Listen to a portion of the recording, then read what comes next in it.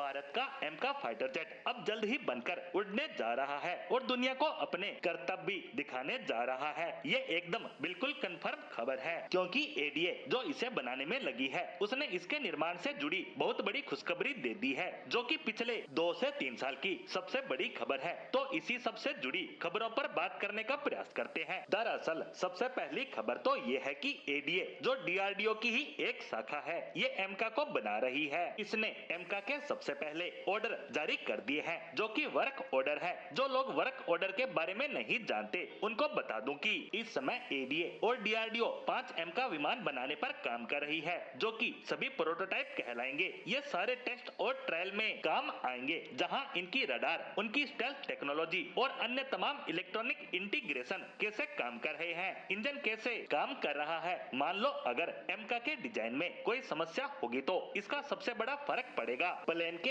Aerodynamics पर, जिस वजह से हवा का ड्रैग ज्यादा होगा। इससे न केवल प्लेन ओवरहीट होगा बल्कि इसका स्टेल्थ स्ट्रक्चर भी खराब हो जाएगा। साथ ही इससे स्पीड पर भी फर्क पड़ेगा, इंजन पर प्रेशर पड़ेगा और फ्यूल एफिशिएंसी खराब होगी और मेंटेनेंस बढ़ेगी, वो अलग। ऐसे में एरोडायनेमिक्स बहुत ज्यादा इंपॉर्टेंट होता है। ऐसे में इसके जो शुरुआती टेस्ट होंगे उसमें एरोडायनेमिक्स और इसके पूरे डिजाइन को ही रिव्यू किया जाएगा कि कहीं प्लेन का कोई ऐसा हिस्सा जो इसके पूरे डायनेमिक्स को खराब कर रहा है, वहीं इलेक्ट्रॉनिक्स में भी कोई समस्या तो नहीं है, कंट्रोल सेंटर ठीक नहीं है या रडार में कोई इश्यू है। ऐसी हर एक चीज को बिल्कुल ठीक किया जाएगा। इसीलिए हम एक साथ 5 प्रोटोटाइप के निर्माण पर काम कर रहे हैं, ताकि टेस्ट और ट्रायल में देरी न हो। लेकिन ये इतना आसान भी नहीं है, क्योंकि सुखोई विमानों का हम देश में ही निर्माण करते हैं और हमारे पास मेगा असेंबली लाइन है। उसके बावजूद हम 12 प्लेन ही एक साथ बना सकते हैं। सुखोई 30 का जो मेन पार्ट है वो सब रूस में बनकर आता है। उसके बावजूद एक साल में 12 ही बन रहे हैं। लेकिन एमका